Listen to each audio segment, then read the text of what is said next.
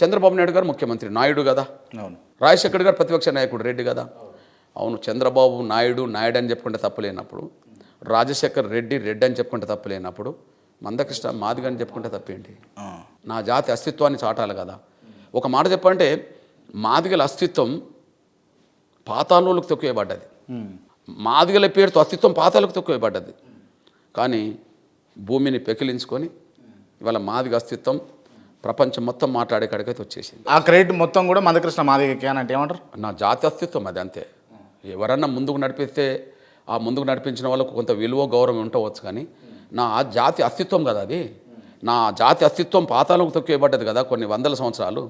ఆ తొక్కివేయబడ్డ దాన్ని భూమి మీదకి తీసుకొచ్చి ప్రపంచంలో కనిపించినట్టు చేయడంలో మా పాత్ర ఉన్నది. ఆ ఉన్నదాన్ని నువ్వు గౌరవించవచ్చు, నువ్వు ఇంకెవరైనా గుర్తించవచ్చు. అన్న మీ ఆస్తి ఎంత ఉంటుంది అన్న? మీ ఆస్తి ఎంత ఉంటుంది అంటున్నా? ఎన్ని కోట్లు ఉంటుంది?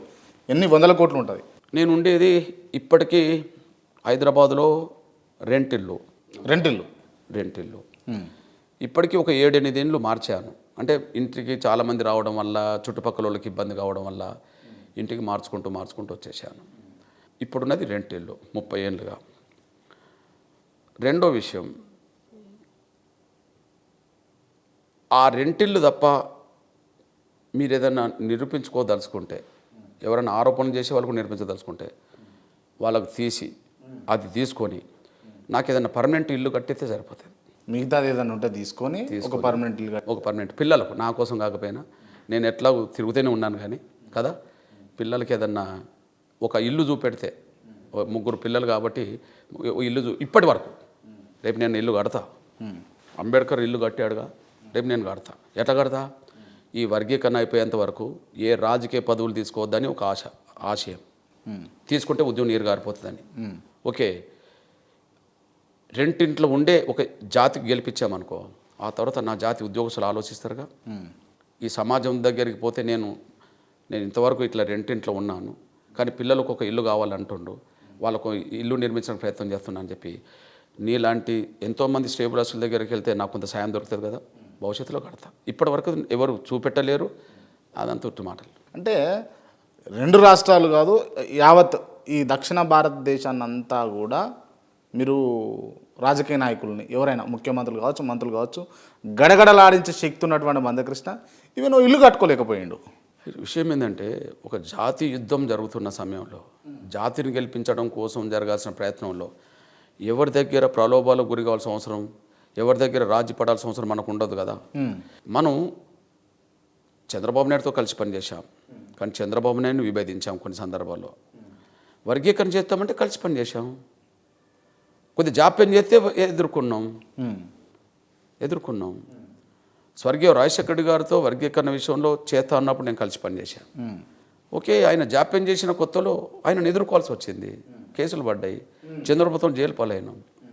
ఓకే, కేసీఆర్ గారికి నిమ్మరసం ఇచ్చింది మేము, తెలంగాణ ఉద్యమంలో అమర దీక్షలో ఆయన కండగున్నదే ఎంఆర్పిఎస్, నిమ్మరసం ఇచ్చింది ఎంఆర్పిఎస్. ఆయన కొన్ని కారణాల వల్ల ఆయన యుద్ధం చేయాల్సి వచ్చింది, జైలు పాలు కావాల్సి వచ్చింది కదా.